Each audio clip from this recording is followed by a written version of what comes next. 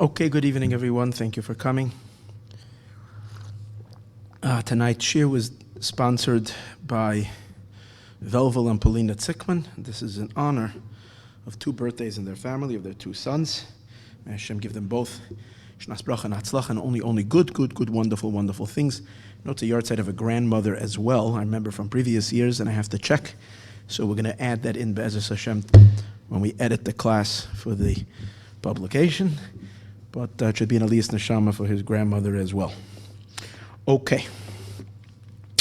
Tonight, last week, Monday night I only did a preliminary shir. I didn't feel ready.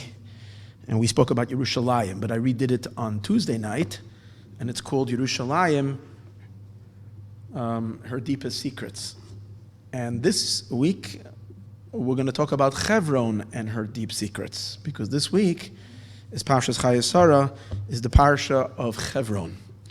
I'm inspired by that, by being in the Holy Land, and maybe, hopefully, a little tiny bit of that holiness trickled into my soul. And maybe that's why it's burning through me to talk about Yerushalayim and Chevron and all those cities. What's its spiritual significance, especially since we are all coming home very, very soon. Be'ezus Hashem, we're going to find ourselves back in Eretz Yisroel. And the way back is going to be through the city of Chevron, because we have to go pick up our fathers, Avraham, Yitzchak, and Yaakov. So we're going to return. The Rebbe says many times, we're going to return to Eretz Yisrael. We're going to go straight to Chevron, and from Chevron to Yerushalayim. So there is I'm also going to see that Chevron has a special connection to Mashiach as well, as we find that David HaMelech, when he became king, he needed to first be king in Chevron. I mentioned it last week as well. And from Chevron, he was able to ascend to the throne in Yerushalayim. So Mashiach Tzidkenu as well has to go first to Chevron, and from Chevron to Jerusalem. So Chevron is very special. Today, we have a miracle to report, and everybody knows the Eibishter has turned over the world for the sake of the Jewish people. If your eyes are not seeing it by now, I don't know what I can possibly do to remove the blindfolds. As I mentioned, one has to be blind and blindfolded with 10 shmatas on their eyes not to see what's happening in the world. The political scene, the state of the world was working in a way that was very unfavorable to the Jewish people. That was the energy on the street, the energy in the masses. The way it was working was it was piling up. It was gaining steam and momentum, a powerful force to stifle and to stop the holding on of the Jewish people onto Eretz Yisrael, to suppress that, to stop it, to disconnect us. And that was going on in the years of the previous administration. It was only getting worse and worse. And it was so in Washington, and it was so in the UN, and it was so in Europe, and so it was general the world opinion. And we were losing the battle on all fronts. It was horrible, and it was going on worse and worse. More and more was being done to detach and to separate the Jewish people from our homeland.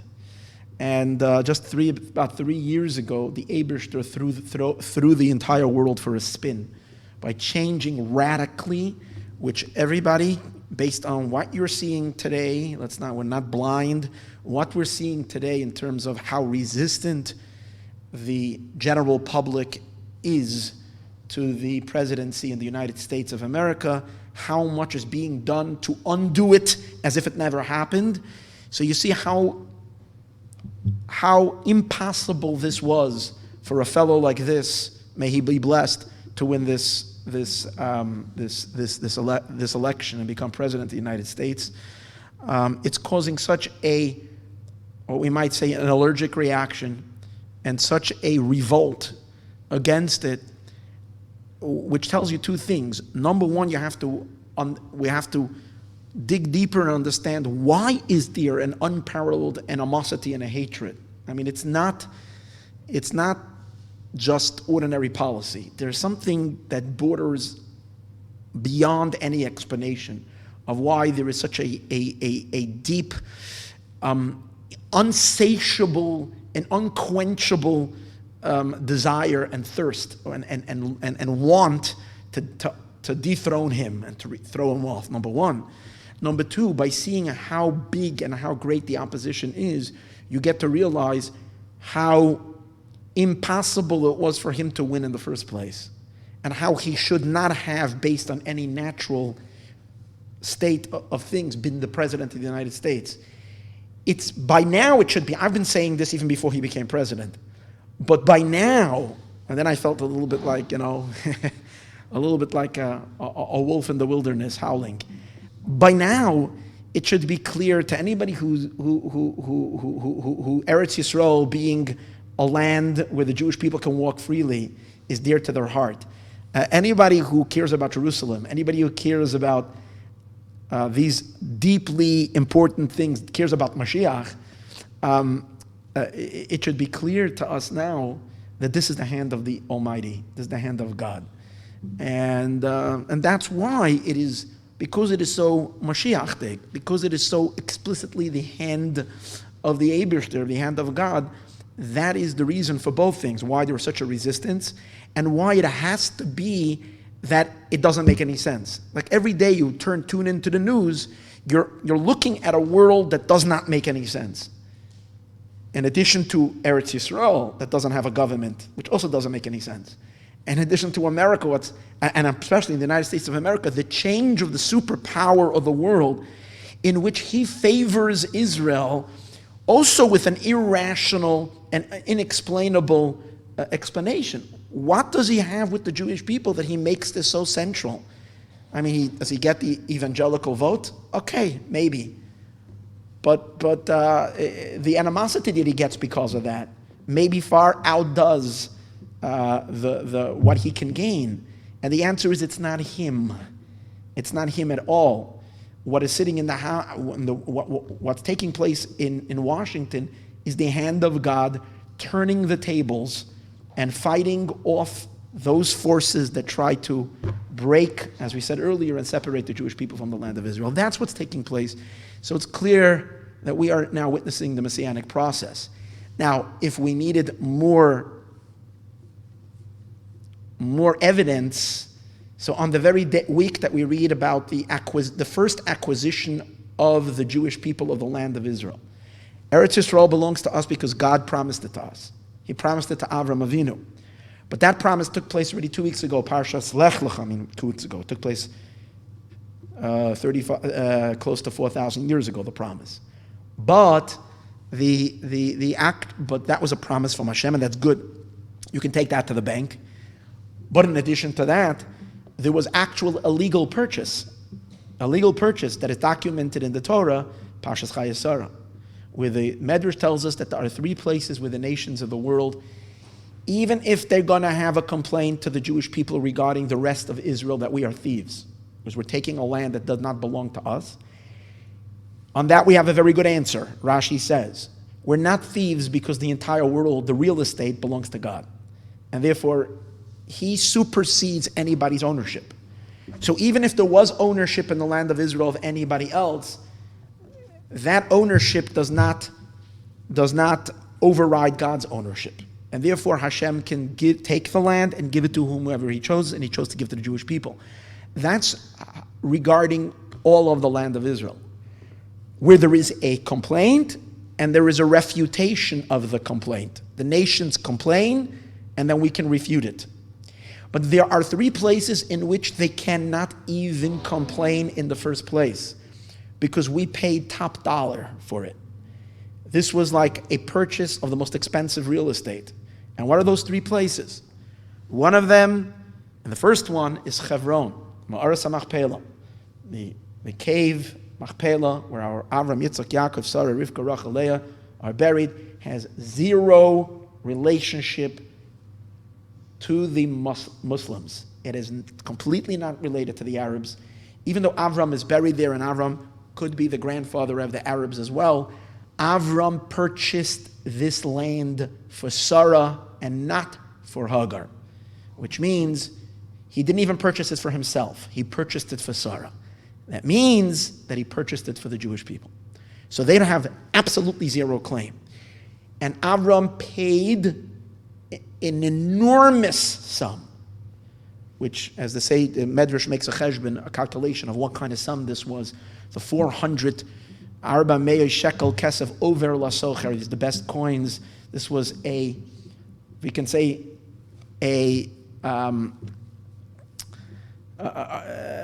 it wasn't a cheap purchase. It was a very, very, very expensive, and he bought it at the highest price possible. So Chevron was one place where they can't dispute, and the other place they can't dispute is the place of the Beis Hamikdash, because David HaMelech bought it as well, and he paid an enormous amount of money for it, and so that's the Har HaBayis. And the third place where they have zero claim to is Shechem, where Yosef is buried. These are three places which says the Jewish people paid for the land. It wasn't just taken by conquest. We paid for the land. So here they can't have any complaints. So the Lubavitcher Rebbe says, it's interesting, the Rebbe says, that dafka on these three places is when they make a ruckus, where they're fighting and they have zero validity at all. And what the Jewish people need to do is we need to speak up and say the truth. So on the very day in which we're reading about it, yesterday, is we read Parshas Chayei, how Avram makes the purchase. The Chumash of today, Monday, because we read every day, Shish, Rishon, Tesheni, the Chumash of today, which is Monday, is when the first opening verse is, Vayakam Stedei HaMachpelah, that the field rose up from belonging to the Hittites, from belonging to Ephron, and it was elevated to become Avram's property. So you open it up, and today's Chumash opens up with the first parcel or the first piece of land belonging to the Jewish people. On this very day, the announcement was made by Pompeo, who made the announcement that has been established in the latter days of the previous administration, of the Obama administration, by then Secretary of State John Kerry, which said that Jewish settlements is a blatant, the United States considers it a violation of international law. This was what has been stated by John Kerry as the official position of the United States of America. Today, it was announced that this administration is undoing that announcement of the previous administration, and we are going back to the way it was seen during the days of Ronald Reagan, and it's there as well. Jimmy Carter did it one way. He also said it's illegal for Israel to make settlements in what they call the West Bank, but it's not the West Bank. It's Judea and Samaria. This is the lands of Judah. This is our land of the Jewish people. So Jimmy Carter then said that this is a violation of international law. We're not allowed to put any Jewish settlements there. Ronald Reagan turned it around, and he said it's not. The United States does not see it as a violation. Kerry put it back the way it was before, and Pompeo, with Trump's approval, reversed it today, that this is, and the way it looks like, the way God is now pulling the strings, it doesn't look like it's going back. Even though Bernie Sanders is standing and screaming today, Dafka the Jew, who can understand this, is standing and screaming till he's getting hoarse, that it's illegal, and that the United States is isolating itself from the rest of the world, and it's making a terrible mistake by doing that. Anyways, it tells you how close we are to Mashiach, because there isn't any other possibility but for Mashiach to come after this. In any case, so this is amazing. This is the miracles that have happened on today, on Chav Cheshvan. So, therefore, being that today we're talking about the land that Avram bought was in Chevron, let's talk about a little bit about the qualities of the city of Chevron. So the first time Chevron is mentioned is last week in the Torah portion.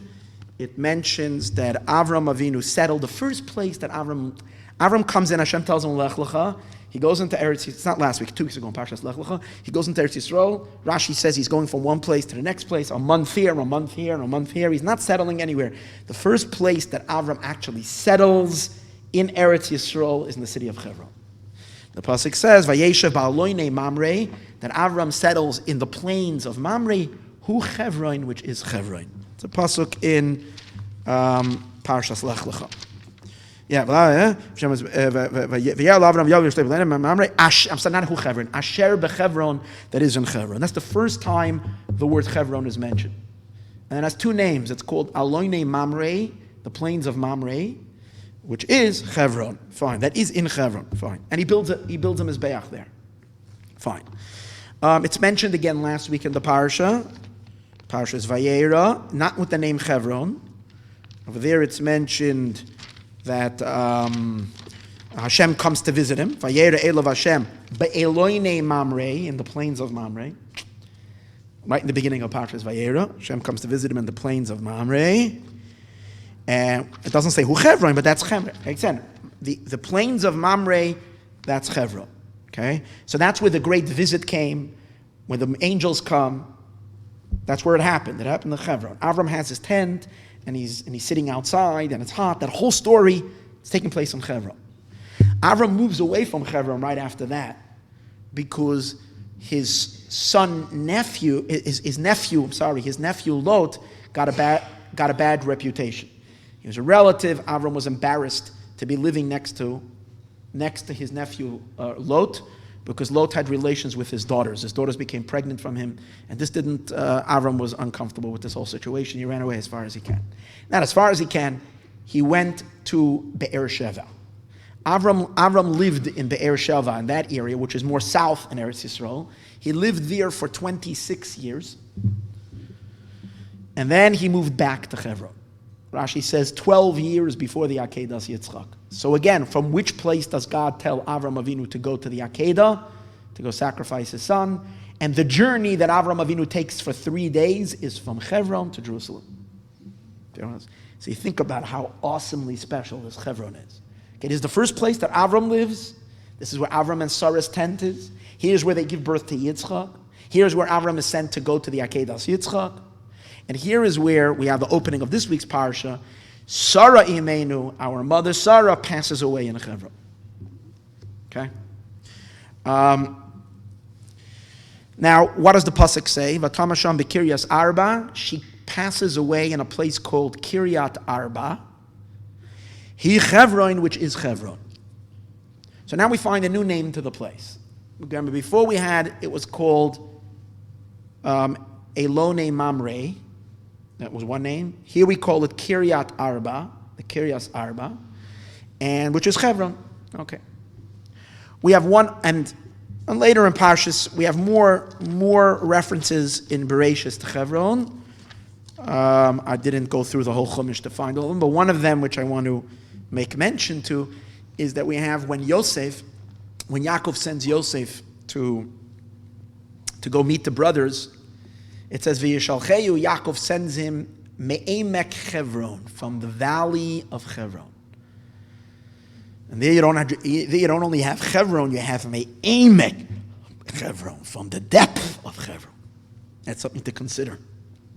So we have regular Chevron, and then we have emek Chevron. That must be something deeper in Chevron itself, which is called emek Chevron, which is really the whole secret of the Golus and the Geula. It's all starting in Emek Chevron. Right? Now, and then another place where Chevron is noticeable in the Torah is when the spies come in to spy on the land. When the spies came in, so Moshe sends them, and he tells them, Aluzeh b'Negev, go up on the south and come up. It says, Vayavoyu ad Nachal Eshkol. They came to the Nachal, which is the valley of Eshkol, and over there they cut off grapes from Nachal Eshkol.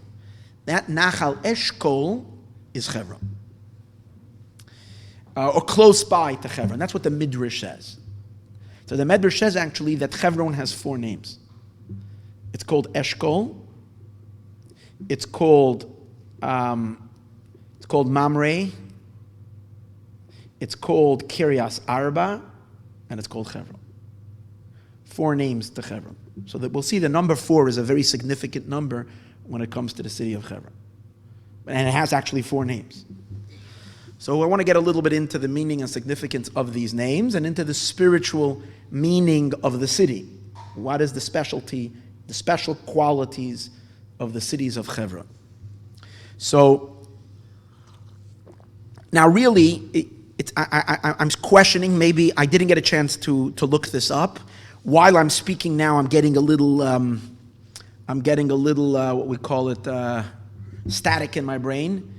And that we know that Rashi says that the only one who went to Chevron by the Meraglim was only Kalev. Kalev went to Chevron to pray.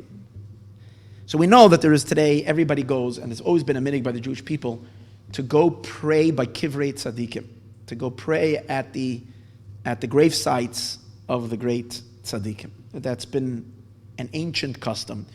Where do we have it actually explicitly stated in the Torah, in Chumash, that there is a place to pray by a kever of a tzaddik? The place where it is mentioned is Kalev davening by the kever of Avram, Yitzchak, and Yaakov, that Hashem should protect him from the Eitzah of the Meraglim, from the council of the Meraglim. He was afraid that he would be seduced by the Meraglim, and he went to pray by Avram, Yitzchak, and Yaakov. He himself went there. Here in the Medrash, it seems to be said, maybe Nachal Eshkol is a suburb, and Eshkol itself is Chevron, and only Kalev was the one he separated from the rest of the 9 spies, and he went to Chevron. But that's what we find, someone coming to Chevron to pray at that special place. Later in the history of the Jewish people, what else happens in Chevron? David becomes king in Chevron. David HaMelech is appointed king in Chevron. He first rules in Chevron for 7 years, and the Jewish people are not with him, only his tribe. Only the members of his tribe of Yehuda are subjugated and see David HaMelech as their king. But in Chevron, in the end, all the rest of the tribes come to him, and they want to join in and anoint David as a king. In Chevron is where the inauguration takes place. David HaMelech accepts and becomes king over all the Jewish people, and then he moves to Jerusalem, and he rules in Yerushalayim. So we understand that Chevron has another significance. It is the foundation of Malchus Beis David. The kingship, it's the cornerstone of Malchus Beis David, of the family, of the Davidic dynasty, which is the ultimate redemption of the planet, the redemption of the world, the future of the world. It's all in Chevron. Even though Jerusalem is David's city, Ir David, V'chisei David Avdecha Mehera B'Seicha Tach, and we pray for Yerushalayim, is David HaMelech, but his root and the foundation of David is in Chevron. So these are just a couple of facts regarding Chevron. Let's look a little bit into the significance, the names of why Chevron is called Chevron. So let's begin with Rashi. First of all, we'll start, why is the city called Kiryas Arba? No, I'll start with the Rashi a little earlier. In Parshas Lech Lecha, where it says, hold on. It was in Parshas Vayera? No, Parshas Lech Lecha, where it says, Ve'aloine Mamre Vehu Chevron. Hold on. Well, I'm going to find it over here. So over here it says, just give me 1 second. Oh, sorry. So here.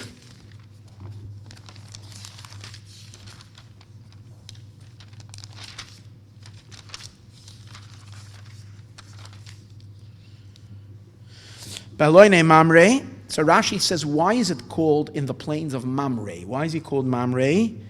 So Mamre comes from the word limrud, to rebel. Mamre, so already we have a compliment on Chevron. It's a place of rebellion. A rebellion against who? A rebellion against the idols, against foreign gods. Shamarat b'avodah zarah. Again, this is not to be found in all prints of Rashi. This is in one of the early prints of Rashi. In this Chumash that I have over here, the Art Scroll Mikroz Gedolos, he brings these added parentheses of this Rashi. It's called Eloine Mamre because it's a place of rebellion against Avodah Zarah. And also Asher Bechevron. Why is it called Asher Bechevron? Shechiber es atzmoi la'akadosh baruch hu. So Mamre and Chevron are two sides of one coin. Mamre means to rebel against the unholy, rebellion. And Chevron means shechiber es atzmo, that this Mamre, he's Avram's friend. Mamre was actually Avram's friend. That this Mamre attached himself la'akadosh baruch hu. So we see that the essence of the word Chevron is attachment. Attachment to who? Obviously, attachment to God. So we have an explanation on two names. Mamre, rebellion against the unholy, and Chevron, attachment to God. Okay, that's Rashi 2 weeks ago in Parshas Lech Lecha. Now let's take a look at Kiryas Arba. Why is the city called Kiryas Arba?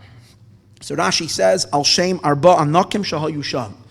There are 4 giants that live there. Who are the 4 giants? Achimon, Sheishei, Talmei, Va'avihem. There are 3 brothers, Achimon, Sheishei, and Talmei. Let's just say that these are guys that you wouldn't want to meet. Okay? Definitely not in a dark alley. Okay? These are 3 notorious giants that sent shivers down the spines of everybody. Everybody was petrified of these guys. And they lived there, in that Chevronian hills. Achimon, Sheishei, and Talmai, and their father, Aviam. And when the Meraglim came into Eretz Yisroel, the spies that Moshe said, they saw these spies, and they were terrified. They said, we feel like little roaches, like little grasshoppers. That's what we feel like, tiny grasshoppers. These guys were, okay? Their father. So that's why it's called Kiryas Arba. It's the Kirya. Kirya means a city. It's the city of the 4. That's all you have to say. The 4, and everybody knows the notorious 4. They lived over there. And that's why it's called Kiryas Arba. Davar Achar, Rashi gives another pshat. That's a little negative. Because of these bad guys that live there. Another pirush. Al Shem Arba Zugay Shenik Barusha. That this is because of the 4 peers, 4 couples that are buried there. Who are the 4 couples?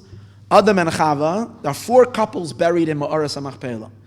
Adam and Chava, Avram and Sarah, Yitzchak and Rivka, Yaakov and Leah. Okay, Adam and Eve, Abraham and Sarah, Isaac and Rebekah, Jacob and Leah. These are the 4 peers. So Kiryas Arba, and sometimes this is referred to Avos HaOlam. These are the patriarchs of the world. Adam and Chava, patriarchs of humanity. Avram, Yitzchak, and Yaakov, Sarah, Rivka, patriarchs of the Jewish people. The Rebbe explains in one of the talks, which I once gave about Sarah, that Ma'aras HaMachpelah, that the fact that it's Adam and Chava is also not meant to be the appearance of all of humanity, but regarding to Ma'aras HaMachpelah, but the appearance of the Jewish people as well. Meaning, specifically the Jewish people. Why not everyone else is a discussion for another time. But again, so these are the Avos Olam. These are these super tzaddikim that are all buried. And imagine the first human beings buried over there. Wow. Okay, so this is the reasons that are given in Rashi. For what? For the name Kiryas Arba. Now, Rashi says 4 couples. The Midrash, let me quote to you the Midrash. The Midrash in Chayei Sarah gives another few explanations of why the place is called Kiryas Arba. So Midrash says like this. Number 1, the Midrash says it has 4 names. Eshkol, Mamre, Kiryas Arba, and Chevron. Like I mentioned earlier, 4 names. And why is it called Kiryas Arba? So the Midrash says a few reasons. Number 1, 4 tzaddikim lived there. When Rashi's talking about tzaddikim, but Rashi says they were buried there. But the Medrash first says there were tzaddikim that lived there. Who are the tzaddikim that lived there? Avraham lived there. Oner, Eshkol, and Mamre, the 3 friends of Avraham. They were all his advisors. They all supported him, and they're called tzaddikim. And these 4 tzaddikim lived there. And then the Medrash says also 4 tzaddikim had their bris milah there. Who are the 4 tzaddikim? The same 4. Avram, Oner, Eshkol, and Mamre, all circumcised in that place. Fine. Another Pirush, Davar Achar, another Pirush, Kiryas Arba, that 4 tzaddikim are buried there. You know what's interesting? Unlike Rashi, who says 4 couples, the Medrash says 4 tzaddikim. Who? Adam Arishon, Avram, Yitzchak, and Yaakov. The 4 male tzaddikim. But Davar Achar, another Pirush. The other Pirush is the 4 mothers. Chava, Sarah, Rivka, Leah. In other words, Rashi combines them and makes them into couples. Again, I'm not giving an explanation. I'm just saying it's an interesting thing. Medrash says separately, 4 tzaddikim and 4 tzadkaniyas. 4 righteous men and 4 righteous women are buried there.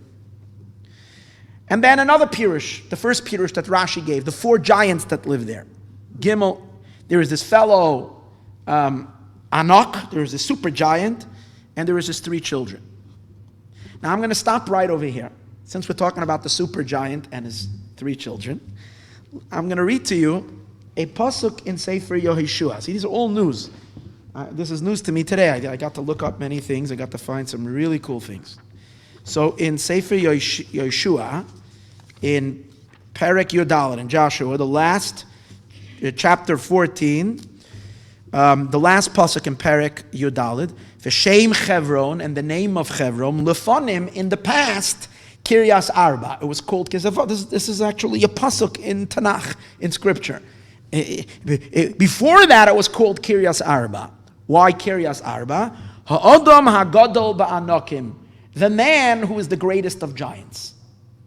Now, the Talmud tells us that the man who is the greatest of giants is Avram Avinu. Avram Avinu is called the giant of giants. There was never a spiritual giant like no other.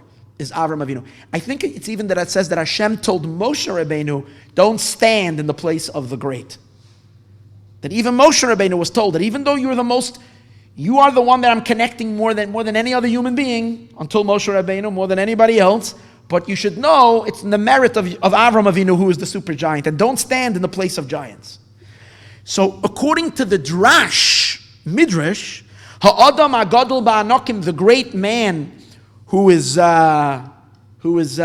this biggest giant, that because of him the city is called Kiryas Arba, is Avram. That's according to the Midrash. But according to the simple pshat, this is so fascinating. According to the simple pshat, Metzuda is David, Radak, and also this is Metzuda is David and Radak, and also in our Chumash. That's a Navi. And also in our pasuk, the Rashbam, the Even Ezra, let me see, I'll tell you. The Even Ezra and the Rashbam and the Cheskuni all say the same thing. This is cool. You know that we say there is a father and 3 sons. There's a father and there's 3 sons. And they're all giants. And the father is a super giant. So who's the super giant? That super giant, his name is Arba. Kiryas Arba means it's the Kirya belonging to a man called Arba. Now this Arba was the head of the mafioso. Okay, this is the mob boss. His name was Arba. Okay, you ever knew that? I like learning something that I never saw before. All my years in yeshiva, no one ever told me this. I guess I never was looking to Mefarshim. There is a man, his name is Arba, a big super giant. And he had those sons. And that's why it's called Arba, Kiryas Arba. And that's what the pasuk says. There are many giants. There were many giants in those days. But he is Ha'adam Ha'gadol Ba'anokim. He is the greatest of all giants. And it was his city, Hebron. Now, we're soon going to see that, but again, even though he himself is called Arba, the super giant, but as Rashi says, he also had 3 sons. So it's also called Arba because the father and the 3 sons. But what you see from here is that, and let me tell you one thing, this Arba fellow and his 3 sons were not tzaddikim. These were really, the reason they were such giants is because they were powerful, powerful forces of klipa, of the unholy. And that's the rule, the way God made his world. The holier the place, the bigger the klipa that's sitting on it. Just like, you have to crack the nut. You have to crack the shell to get the nut. So these are 4 powerful klippas that were living there. We'll see soon why they were 4 powerful klippas. Because inside of it is going to be Ma'aras HaMachpelah, which is going to be where the 4 super tzaddikim couples are going to be buried. And therefore the 4, every power has to have a balancing power. So the forces of evil were also super giants. Because Avram, Yitzchak, and Yaakov are giants. They're not physical giants, but the spiritual giants. So opposing them were these 4 powerful giants, and they were physically giants as well. Because holiness is more modest. So if it's a giant in the inside, it doesn't necessarily show itself on the outside that it's a big giant. But in Kalipa, if it's a giant in the inside, means it's powerful, it needs to boast about it and put it out on the outside. So you have these super giants. So they are the forces against Kedusha. We'll soon see where that states, where it says that. Okay, so going back to the Midrash. So we have this place called Arba, fine. Then the Midrash gives another reason why it's called Kiryas Arba, that Avram Avinu left Chevron when he chased after the 4 kings. And Avram went to battle against the 4 armies. He was victorious over them. He decimated them. He came back victorious. It's what killed Kiryas Arba, because the champion that defeated single-handedly him and Eliezer, the four mightiest armies of the world, came from there. That's why they called the place the Kirya, the city of the champion of the 4 armies. Okay, that's the reason why. So then it's named after Avram Avinu, the great champion. And another reason why it's called Kiryas Arba, because when they divided Eretz Yisrael, the land was specified through 4 lotteries. In other words, it went through 4 lotteries until it landed to its permanent owner. What were the 4 lotteries? The first lottery, it was drawn. Eretz Yisrael was given out by lottery. As we learn in Pashas Pinchas, you should divide the land by lottery. So when they divided the land of Eretz Yisrael, Chevron fell in the land of Yehuda, so it belonged to Yehuda. Then they made another lottery, which is in which part in this area, Chevron itself, which parts are going to who? So the second lottery, at least the suburbs of Chevron, not the actual place itself, I think the Gemara says, fell to Kalev. Who's Kalev? Kalev is one of the 12 spies. He was the one who came to pray in Chevron. So Hashem rewarded him because he prayed in Chevron, that he got Chevron to be fell to his lot. Then it was turned out that Chevron was given to the Levites. And the Medrash says actually it was given first to the Leviim and then to the Kohanim. Now exactly why it was given to the Leviim and Kohanim, what happened first, why, where, and when, I don't know the full story, and it's not for tonight's class. It's something that should be researched a little better. But the city was the Levites, the Leviim, were given 48 cities in Eretz Yisrael. And those 48 cities were also cities of refuge, because the Levites, the Leviim, did not get a part in Eretz Yisrael. Leviim did not get a part of Eretz Yisrael, that you should say one area. They were dispersed over all the entire land, and each shevet, each tribe, needed to give a few shtetelach, a few provinces for the Leviim to live. Now, in that area from Shevet Yehuda, Levi got Chevron. And every place where the Leviim lived was also a city of refuge. When someone killed someone accidentally, he would run to that place. So Chevron was one of those cities. Within the Leviim, it was then given to the Kohanim and again, that part I'm not clear on. I have to still look that up. But it's the city of the Leviim. let's just say in general. But since it passed till it was designated, it went through 4 stages of designation. Kiryas Arba, 4 owners. Rabbeinu Bechaya, this is what the Medrash says. Rabbeinu Bechaya says slightly different. This slightly different. Arba doesn't mean 4. Arba means the 4th. Again, Arba does not mean 4, it means the 4th. Who's the 4th? It fell in the lot of Yehuda, which Yehuda is the 4th son. Okay? Because initially, as we said before, it went to Yehuda, the Caliph. So it's not a contradiction. How did it go to Yehuda and then to Levi? Because every tribe needed to give from their lands to the Levium. So it's really Yehuda's property, but then this particular place had to go to the Levium. Baruch upon him, it falls to the 4th tribe, which is Yehuda. So therefore, it's called Kiryas Arba. Okay, that's generally what the Medrash is saying about the name Kiryas Arba. Now, we're going to get in a few moments a little bit more to the spiritual qualities. I'm trying to first assess the situation okay. Now, why is it called, hold on, one second. Now we really need to understand the significance of the name Chevron. What is its meaning of the name Chevron? So I said earlier that Chevron comes from the word chibur. And chibur means attachment. So, let me quote to you Rabbeinu Bechaya. He already, again, Rabbeinu Bechaya is from the Rishonim, but in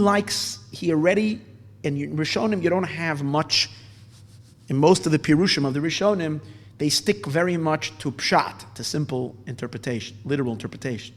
Rabbeinu Bechaya, not only does he do drash and remez, but he even creeps into the 4th dimension called sod, secret. He introduces a lot of Kabbalistic ideas. But over here, he says, this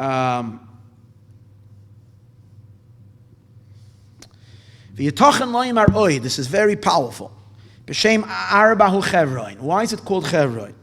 Hinekras Chevron, it's called Chevron, al Shem Shakola Kover Sham. Anybody that's buried there, Nafshoy Mischaberes Lamayla Be'ir Elokim. His soul becomes attached above in the city of God. There is a city up there, just like there's a city of bodies, there's a city of humans down here, and then there is a place called Ir Elokeinu, the city of souls, the capital city where God has his palace, and the souls that are the closest. It's called Ir Elokim, the city of God. Everybody wishes to be a resident of that city. It's the most expensive real estate. But you don't pay with cash, you pay with mitzvahs. And to end up in that city. So everybody that's buried there, his soul becomes immediately attached, Be'ir Elokeinu, Im Arba Machnois Shechina. Why? And therefore, why is it called Arba? Because there are 4 camps that surround the Shechina, 4 camps of angels. Michal, Gavriel, Uriel, and Raphael. And amongst each of them is myriads of angels. Or, like he's probably referring to the Merkava, to the chariot, which is same idea, the 4 camps of the angels. One of them is called the lion. The other one is the ox. The other one is the eagle, the nesher. And the other one is the Adam, the face of the man. Which spell the word Shinon, as the pasuk says, Alfei Shinon. The pasuk in Tehillim. Shinon is Shin, Nun, Aleph, Nun. Shin is Shor, Nun is Nesher, Aleph is Adam. And Shinon and Nun is Shor. Oh, sorry. Shor, Nesher, Aryeh. And what's the last one? Aryeh Adam. So how does it fit with the 2 nuns? I'm going to check in a minute. In any case, whoever, so the Rabbeinu Bechaya says, anybody buried in Chevron immediately is attached. It's like without any interruption, they go up and they become attached to Ir Elokeinu, to the city of God, and it's called Kiryas Arba because of the 4 Machnos Shechina, the 4 camps of the Shechina that are there. And that's why the Schaber they go Kiryas Arba Chevron. That's Kiryas Arba, which is Chevron. To further advance this idea that there's something super special about that place, and especially about being buried in that place, in Chevron, where only the greatest of the great were buried. The Alshech HaKadosh, in Torah's Moshe and the Alshech, he says, V'hi Chevron, similar to Rabbeinu Bechaya, but he adds just a little bit of a... He says, Ki Chevron, why is it called Chevron? Yitachenu, al his chabros, the attachment. Shal ma'orahi, that cave is attached in ma'olam ha'elyon, with the supernal world. Kenoida etzleinu, as it is known by us. Ki hi knisa ligan eden ha'aretz. That in Chevron and in Ma'aretz HaMachpelah is the entranceway to the Gan Eden that's on the earth. We know there's many levels of Gan Eden. As souls go and they become more and more detached from the material physical world, they divest themselves from their kind of semi garments which connect them to the physical world, and each time they drop another garment, they go higher and higher and higher and higher and higher and higher to higher Gan Edens. But their first station, when they're very still much attached to physical reality, is they go to the lower Gan Eden, which is somehow attached to this physical world. The entrance to that Gan Eden is in Ma'aretz HaMachpelah. And that's why it's called Chevron, because and therefore it's attached. In other words, that's a place where the material and the spiritual attach. And therefore he says, now most people that have finished their sojourn on earth are all going to Gan Eden, hopefully. We did mitzvahs, we do it, but we need a little prep, let's say. Whatever preparation soul needs in order to get ready to make their way into Gan Eden, a little brushing off, just, a little touch-up, if you can say. Sarah didn't need any touch-up. So she was able to, and therefore other souls, when they pass away, it takes them a long time. They have to make their way. They might have to go around a little bit, visit different continents, different places, until they can find their way to Chevron, to the entrance. And now it seems like from other places that all neshamas actually pass through there. But other neshamas have to put on ways until they get there. And there's different routes, and sometimes there's traffic, and unexpected turbulence, and all kinds of stuff on the way. For Sarah Imeinu, because she was so ready, Avram was able to take her and put her right by the entrance. So she would go slip right into Gan Eden. That's what he says. Lo Sha'asa, there was no interval between her passing Elis Chabris El Gan Eden Shalmaila, to the Gan Eden. She went right into the Gan Eden. Kimiyadnis Chabra Lamaila. She was immediately attached above. And that's why it says with this name. That's the Alshech. So Chevron means attachment. We have both from Rabbeinu Bechaya and from the Alshech HaKadosh that the meaning of the attachment is that somehow this is a place where the lower existence and the higher existence are attached. Similar to what we spoke about Jerusalem, which we said is also called Ir Shechubra Lo Yachdav. It's a city that is attached, the lower Eretz Yisroel and the higher Eretz Yisroel, the lower Jerusalem and the higher Jerusalem, the lower Beis Hamikdash and the higher Beis Hamikdash are attached to each other. So we have to understand what's the difference then between the attachment of Chevron and the attachment of Jerusalem. But one thing we know is Chevron is called Chevron, its very meaning means attachment. Okay. So before we continue, and we're going to get into a little bit more the mystical, spiritual, Kabbalistic meaning and significance of Chevron, I want to first tell you just a beautiful thought from the Kli Yakar. Remember I mentioned right in the beginning of the class, I mentioned that Chevron has 4 names, the Medrash says. 4 names. Eshkol, Mamre, Chevron, and Kiryas Arba. These are the 4 names. So he says, why? He says, because Chevron is the city that has been designated for a burial site.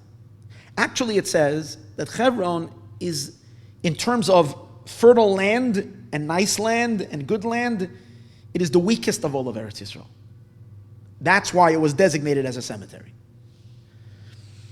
And that perhaps I can say, I hope no one takes offense to what I'm saying, is that Jews have been, it's amazing. The only people in the world that go tourism and they go visit cemeteries.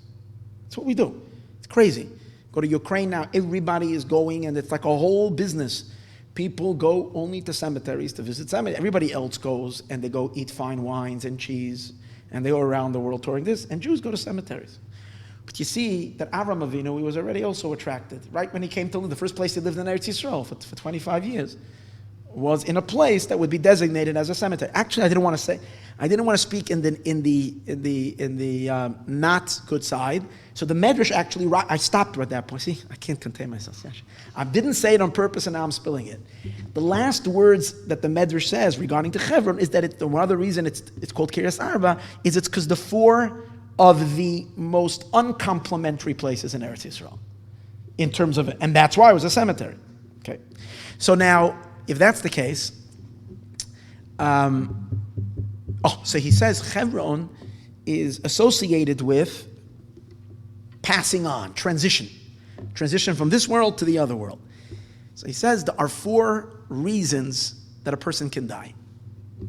Chas v'sholom, death can come about through four different ways. One way that death can come about is because a person dies because of their own sins. Sin, the Gemara says, it's not the snake that kills, it's the sin that kills. Sin is why did death come about in the first place? Because Adam sinned. So every sin is really death. It's a detachment. It's a separation. So a person can die chas v'sholom because of their own sin. Then there is another type of sin, or death. A person can die because of the sin of others. Painful idea, but that's the way it is. Little children can die because of the sins of the parents. Yeah, little children, only when they're very young, they can die because of the sins of the parents. Kach, that's what it says in the Torah. In any case, or tzaddikim sometimes pass away because of the sins of the generation. So their passing is an atonement for the generation. It's not their own sin. Thirdly, there's another type of death that comes about. It's because we're physical, and all physical is made up of the four elements: fire, wind, water, and earth. And every component, like Rambam says, has to eventually decompose. Everything that is composed from many different parts must disintegrate. So that would mean a death of a natural death. You don't have any sins, but eventually the body has to disconnect. And thirdly, there is like Nadav and Avihu died. How did they die? They came close to God, and their souls just became sucked up in the bliss and the ecstasy of the Ein Sof. And that's called dying through the death of a kiss. Nisas Neshika, those that are kissed by God. Miriam died that way. Aaron, Moshe, the biggest of the tzaddikim, pass away then. So he says, since Chevron is the place that represents the passing, so it has four names representing the four different ways that people can die. Mamre comes from the word rebellion. So that represents the first level of death, where people die because they rebelled their own sin. Eshkol, the other name is called Eshkol. Eshkol is when someone loses a loved one, or a child, chas v'sholom, it's called shikol. Rivka says to Yaakov, when she tells him to run to Lavan's house, because she's afraid Esav will kill him, she says, Lama eshkol gam shneichem, why should I lose both of you in one day? That's what she says. And why should I lose you one? So shikol banim is someone who loses their children. So therefore, a person who's dying because of the sin of someone else, it's not a punishment to them, it's sort of a punishment for the other to lose their loved one. That's called shikol. And that's why eshkol is the second name, because the second means a way of dying. The third way of passing away is kiryas arba, is when the four components, the four elements that make the body disintegrate. So it's called kiryas arba, the four disintegrate. The 4, since you're made up of 4, so the 4 have to go back. And the last one is attachment to God. Chevron is a person who passes away because his neshama cleaves to the Ein Sof. And that's why it's called Chevron, which is attachment, which is all going in connection to what we're saying the whole time. Chevron means attachment of the material to the spiritual, of the human to Hashem. It's all the same idea. Now, I'm going to share with you one last gewaldige idea before we get into the mysticism of them. We'll do it very quickly. The whole rest of the class is not too long, don't worry. Chevron is the Orach Chaim. The Orach Chaim says an amazing thing. He says that Sarah passed away, Vatama Sarah bekiryas arba hu Chevron. He wants to say it like this. The body is called Kiryas Arba because the body is called a city. The reason the body is called a city is because it has a lot of limbs. All the limbs are the residents of the body. So the body is called a city. It's a city made up of primary 4, as we spoke earlier, 4 elements that make up the body. So it's called Kiryas Arba. So this pasuk is speaking about the passing of tzaddikim, which probably must apply to the people in Chevron in particular. Again, he's not talking about, see, the Orach Chaim is speaking about the concept of Kiryas Arba hi Chevron, but I am assuming that applies to the actual city itself and the place itself and those that are physically buried there. He says like this, Vatama Sarah, that Sarah, because she was a tzaddikis, her death was not that she died. All she did was, Vatama Sarah, her soul, Kiryas Arba, left the city of 4. She was elevated. It's like similar to what it says in Chassidus that by tzaddikim there's no death. There's only histalkos. Histalkos means the soul is elevated higher than being visibly seen in the body. So the meaning of Vatama Sarah bekiryas Arba. It's as if it would say Vatama Sarah died mikiryas Arba, from the kirya of 4, from this 4 plate. She was elevated. But here's the gewaldige thing. He Chevron, which is Chevron. What does that mean? He says, because tzaddikim are so great that they take matter and they transform it to spiritual. Tzaddikim live their lives completely devoted to serving God, so they don't pay attention to the matter for the sake of matter. Their matter is only for the sake of serving the spiritual. So they're to the point where their material of their body, their chomer of the body, becomes refined and elevated and spiritual. So therefore, not only do we say, okay, their souls are forever. No. Their soul shines down to their body and keeps their body chevron. There's no decomposing at all in their body. Chevron means attached. So again, the attached, till now we learned that Chevron regarding to a person passing away means the neshama becomes attached to Gan Eden. The neshama becomes attached to the higher world of the Shekhinah. The neshama becomes immediately, as we spoke, is attached to God through the kiss. So it's all a attachment taking place in the spiritual. The Orach Chaim says no. Hu Chevron, it's keeping the body chibur attached. And he proves it, and we spoke about it from the Gemaras. We spoke about it last year when we spoke about Yaakov Avinu didn't die. Remember, I spoke about that, a whole class about how tzaddikim don't die, and that it means in the literal. He goes on to say, like you find in the Gemara stories, that they were physically alive. They look dead, but they're physically alive. Their bodies stay alive. And he says, why? He says, just like Maimonides says in the laws of Yesodei HaTorah, where the Maimonides speaks about the 4 elements, he says that each element, some water, he says, becomes wind, and some wind becomes fire. Each element that's close to the next element slowly assimilates and moves from one element to the next element. He says, of course, tzaddikim, who's so close to the spiritual, they take their material and make it spiritual, so there's no death there. So their bodies are mamish, a spiritual entity that remains alive. And that's the meaning, Vatama Sarah bekiryas Arba. She leaves, on the one hand, her soul is not confined by the body, but he Chevron, she keeps the body fully intact, fully alive, fully functional. That's the Orach Chaim. Okay. In any case. Now, I just want to get a little bit into the mystical side of the city of Chevron. So, I mentioned earlier that David HaMelech needed to be king in Chevron before he can come to Eretz, to Yerushalayim. So the Zohar in many places, the Tzemach Tzedek, third Chabad Rebbe,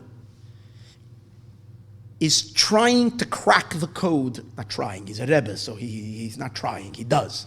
He's developing what Chevron is. What's the spiritual quality? What's the godly quality of the city of Chevron? We know, and I'm going to say this as a parenthetical, by the Chabad Rabbeim in particular, from all the places in Eretz Yisrael, they cherished Chevron more than any other place in all of Israel. Even more than Yerushalayim. There's a long letter from the Rebbe Rashab, whose today was his birthday, Chav Cheshvan, fifth Chabad Rebbe, where he is asking, he built a yeshiva in Chevron, this is before the pogroms, and he's asking people to go to Chevron, and he's defending because someone accused them that people said you're not allowed to go from Yerushalayim to Chevron. If you're living in Jerusalem, you're living in the most holiest place, you're not allowed to go to Chevron. It's about a 6-7 page letter, Chelik Dalet and Igros Kodesh of the Rebbe Rashab. Over there, he's giving all, proving, Api Halach, he's going through, I didn't go through it at all, just a few little parts I looked, where he's explaining Api Halach that it's no problem at all. And he even wants to argue that even though in essence Jerusalem is holier than Chevron, that's only after when the Beis HaMikdash was going to be rebuilt and so on and so forth. But currently in the time of exile, he says Jerusalem has a lot of non-kosher stuff going on in it.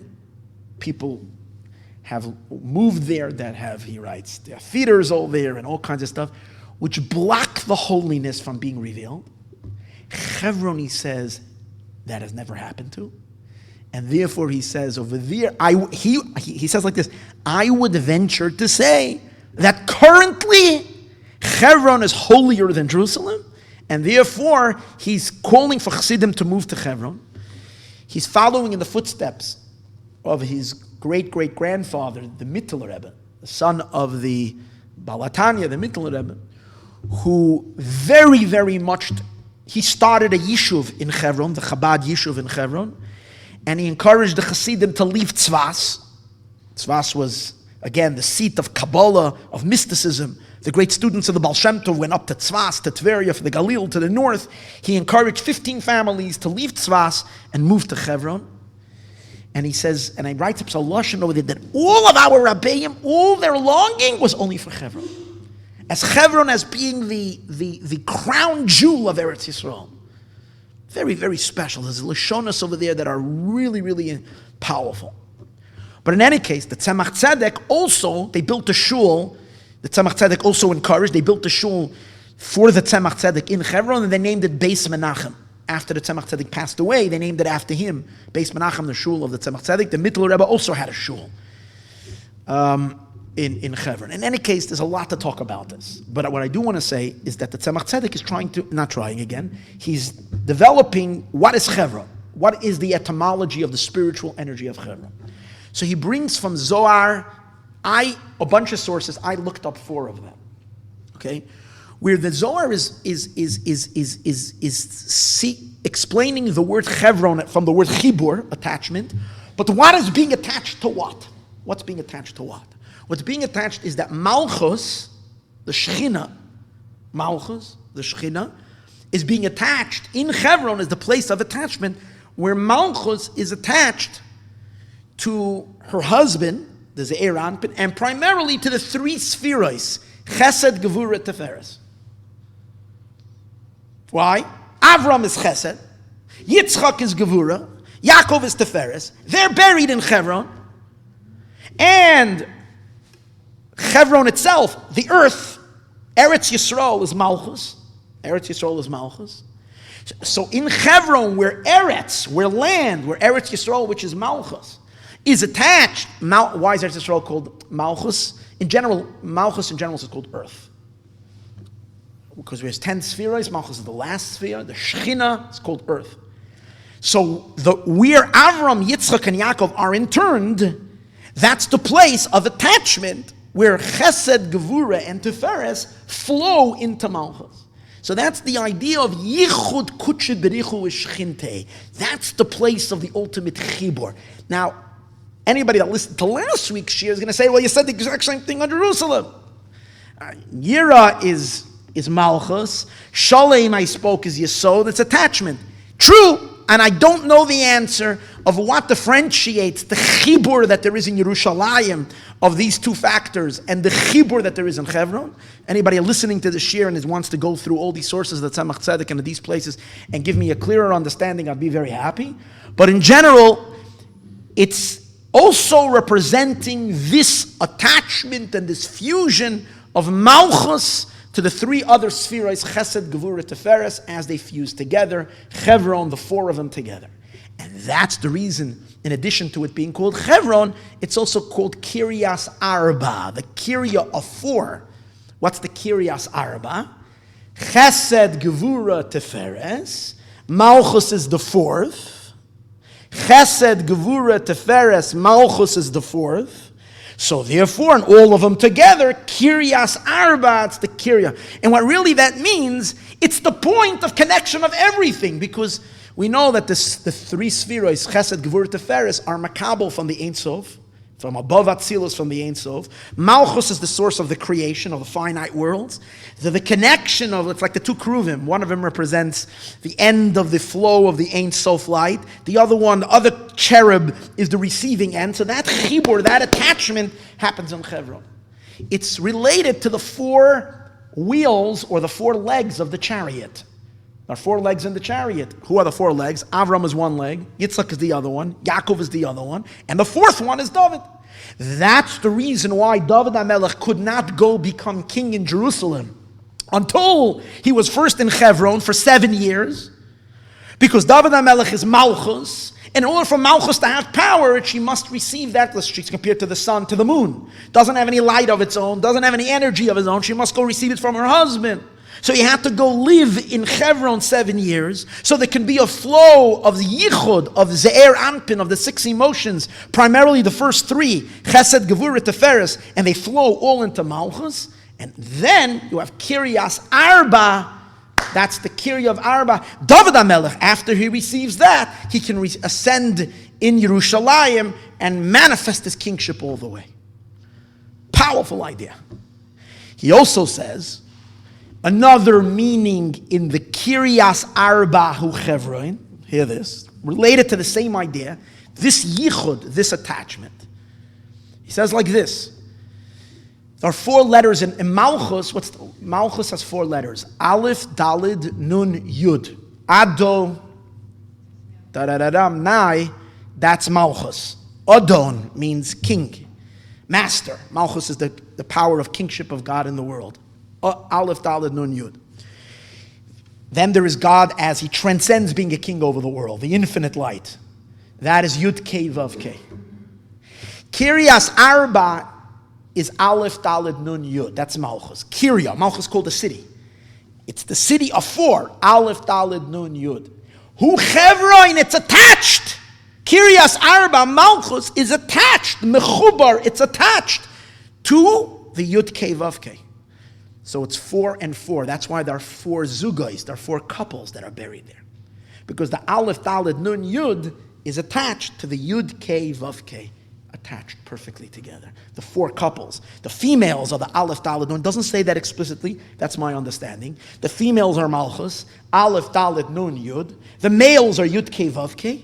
And then together, they're buried over there is this yichud of Adna and Havaya. And by the way, it's related to this year, which is 8, because you have 4 and 4 letters. It's the power of 8, which is this union on this level. And that is, which he, by the way, he says, Havaya and Adna, that's the gematria of Amen. Amen. Amen is 91. Mem, Nun, Aleph. Aleph, Mem, Nun is 91. Yud, Kei, Vav, Kei is 26. Aleph, Daled, Nun, Yud is 65. 65 plus 26 is 91. That means every time we say Amen, it's really saying Chevron. That's what Chevron is. Kiryas Arba Chevron. That's where Amen. Every Amen in the world resonates in Chevron. So the Mittler Rebbe, hear this, Gewalt. So the Mittler Rebbe, in a letter where he's again establishing, laying the foundation for the community in Chevron, the Mittler Rebbe writes that the prayers that we daven every day, Shachris, Mincha, Ma'ariv, who was masakin these prayers? Who instituted these prayers? Our fathers, Avram, Yitzchak, and Yaakov. Tfilois Avos Tiknon. Our Avos instituted the prayers. Where did they institute the prayers? In Hebron. He says that's the place. The truth is, even though it says that Yaakov davened in Hara Moriah, so I need explanation. But he says they were masakin them in Chevron. Maybe that's where they maybe they instituted it the first time in there, but then they davened them always where in Chevron. Well, again, that I need a little more explanation on. But here's the thing. He says, and therefore, prayer itself is called Chevron. Hear this. Prayer itself is called Chevron. Because in every prayer, he says, even though Shachris is Avram, and Mincha is Yitzchak, and Ma'ariv is Yaakov, every prayer is a woven tapestry of Avram, Yitzchak, and Yaakov together. Why? Avram's energy is love.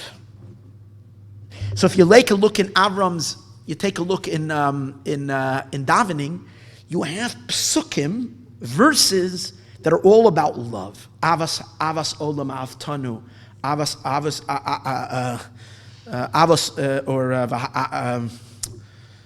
olam beis Yisroel. There's a lot of psukim all about love.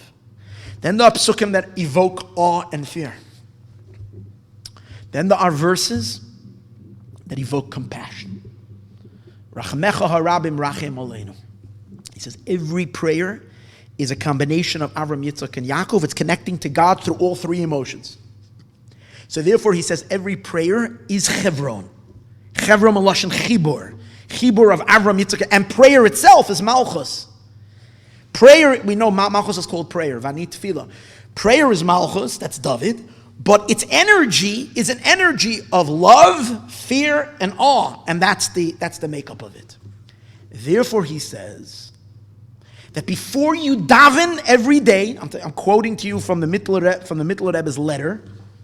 He says, every day before a person, Al Kain Tzarech Kol Echad Ve'echad Mi Yisroel, every single person, Shem Zera, Avram, Yitzchak, and Yaakov, we are children of Avram, Yitzchak, and Yaakov.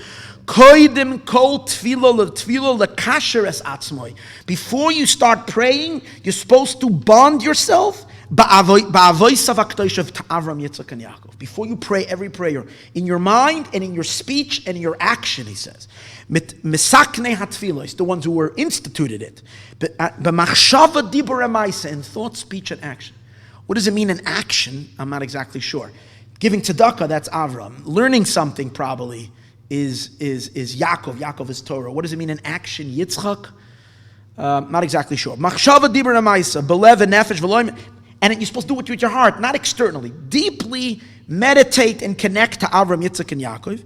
And he brings, who is greater than David HaMelech, who went to Chevron first before he became a king, before he attached himself. So all of us need to attach ourselves to Avram, Yitzchak, and Yaakov first. And therefore he says, who is not going to care, who is going to be stingy, he says, and not give from their money to support that holy city of Chevron? And he says like this, he says, all prayers, and this is something where I wanted to get to, he says, all prayers pass derech ma'aras hamachpelah, pass through ma'aras hamachpelah, makom sheneschabru ba'aveseinu hakadoshim.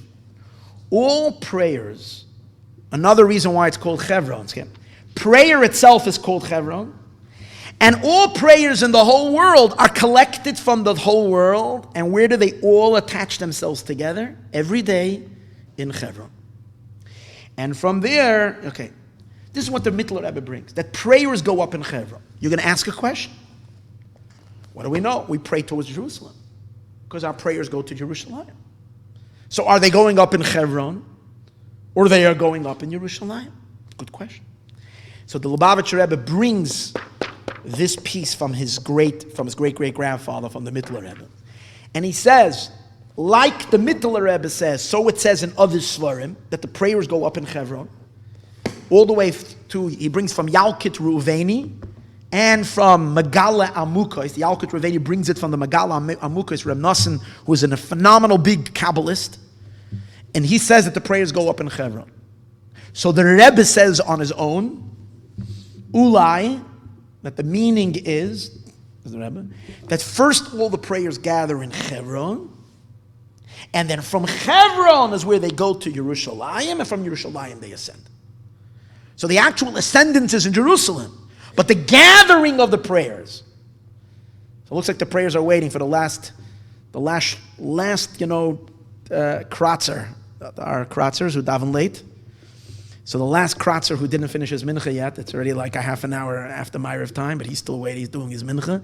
Or, we're waiting, because all prayers wait for the prayers of every Jew, and afterwards, they go up. Where do they go? First to Chevron, that's where they wait, that's where they gather, that's where they attach, and then from there, they go up to Yerushalayim. Then the Rebbe brings, however, he brings that in another mimer of the Mittler Rebbe in Kunteris Hishtatchus, here it is. He brings in Kunteris or Hishtatchus that the Mittler Rebbe says seems to imply that the prayers themselves go up in Chevron itself. Ki yedua shekol hatzfilos tzrichas lailos lamayla derech pesach shel Gan Eden haaretz. Going back to what we said earlier, that where's the entrance of Gan Eden? Im haaretz hamachpelah. That's where the prayers have to go up, through Gan Eden. So therefore they go up through Chevron. And therefore the Mittler Rebbe says, the tefillah that you daven by Ma'aras HaMachpelah is the most ritzuya, it is the most accepted, u'mekubelas mamish, it is literally because you're standing right by just like Sarah's neshama goes right into Gan Eden, you're standing right by the source. It can't get stuck on a tree somewhere or on some blockage that might get in the way. There's nothing to get in the way. You're right there. Lefi sheyesh bekabbalah b'yadeinu, we have it as a Kabbalah, sheshamo yapischa shel Gan Eden mamish. This causes me such regrets because 2 weeks ago I was in Eretz Yisroel and I was a Ma'aras HaMachpelah, but they rushed me so fast. This is the first time I went into Ma'aras HaMachpelah, even though I'm a Kohen. I verified it. I'm gonna reveal a secret for all Kohanim. I spoke to Rabbi Danny Cohen, who's the Chabad Shliach over there, and he told me he's been going into Chevron all along. I said, okay. I said, if I would be giving my life and every day living in danger in Chevron, I would also have to go into Ma'aras HaMachpelah, but I don't. I come here to visit as a tourist, so I don't feel that I have to do it. But he says, but then he didn't tell me this, but the one who works for him told me this, that la halacha, there's something called Pesach Tefach. Pesach Tefach is when there is a hole in the kever, I'm not going to get into all the details of it, the tumah escapes. So he says, we can't advertise it publicly because it was done illegally. Illegally that the Arabs don't know about it. They blasted a hole the size that is necessary down on the bottom area where the actual kvarim are, so that kahanim are perfectly fine to go on Ma'aras HaMachpelah. So I was told this time, so I went into Ma'aras HaMachpelah.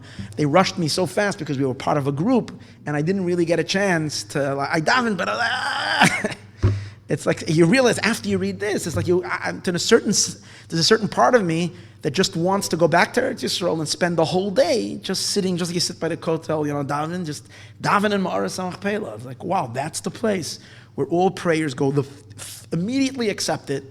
They're right at the source, and they're accepted. In any case, that is the quality of the city Chevron. I'm just going to conclude with another interesting thing. The Rebbe's father, how can we skip that? He must have some really cool insight on Chevron, anything that has to do with Kabbalistic insight and ideas. Of course, this is only a drop of the bucket of what there is to speak about the subject, but I'm just going to add one more thing. He mentions an interesting thing. He mentions that Kiryas Arba, like the Tzemach Tzedek, is Malchus. Malchus is called Kiryas Arba, as we said before. Aleph, Dalet, Nun, Yud, Malchus. Malchus is also the fourth level, because there are 4 letters in Yud, Kei, Vav, Kei. Malchus is the latter Hey, so it's the fourth one. So Malchus, Kiryas Arba. But he says, that's Kiryas Arba. Chevron he says, is Yesod. Why is Chevron Yesod? Because Chevron comes from the word attacher. What's Yesod? Yesod is all about attaching.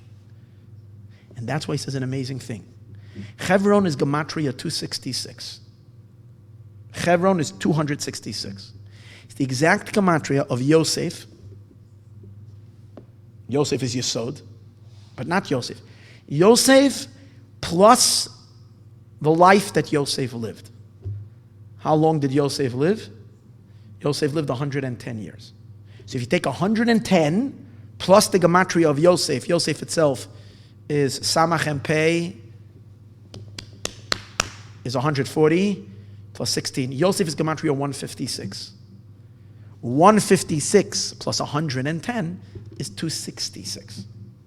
So Chevron, which is Yesod, and that's why it's possible to say that the Mashiach, so Chevron. So we understand the reason why David HaMelech had to first go to Chevron, and then he can go to Yerushalayim, because Malchus needs to receive from Yesod, as we said earlier. It's the Chibur, Malchus and Yesod. And that's also the reason, interesting, I'm just going to conclude that Mashiach is deeply connected to Chevron. Why? The Zohar, I'm just going to conclude with this. This is the last thought. I had to conclude with Mashiach. It says that, the Zohar says, when you see the rainbow in glowing colors, very bright, wait for the footsteps of Mashiach. When you see the rainbow, begavnen nihirin, so usually the rainbow is a negative sign. But if you see the brightest of rainbows, wait for the feet of Mashiach. So Kabbalah explains, because Mashiach is the ultimate revelation of Malchus Beis David, kingship of David, Malchus. Malchus fully illuminated by her husband, by the lights from above, Avram, Yitzchak, and Yaakov, which are the three colors of the rainbow. So when the whole idea of a rainbow is the Eibishter makes a covenant that the rainbow will make a covenant with the earth. Earth is Malchus. Keshes is the three, and the three of them unify together. So the inyan of a luminous rainbow is the inyan of Mashiach.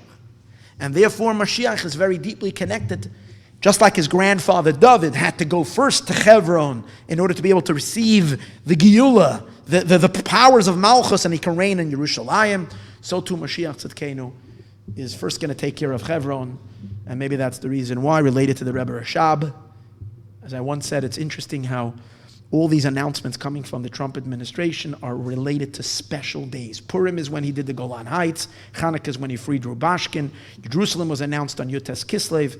Yud Aleph Nisan, his Rebbe's birthday, was when the church in France, whatever, burned down. I mean, it's amazing.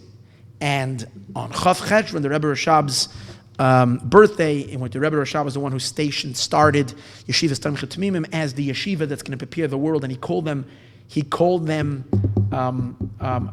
Beis David, the armies of the house of David HaMelech's armies. And he said about himself, we are from the family of David, we're from the kings of David, Ananu Malchei Beis David. So on his birthday, the day that his mazel is gover, it was announced that Jews living in Chevron and settlements over there are not illegal. And it was done on this day. It's amazing. So this is what's happening. This is what's going on. Mashiach is on his way. It's going to be here any second. Let's prepare. Let's get excited. Let's know that it's mamash here. Okay, everyone. May we merit to see it now, and now. Chaim.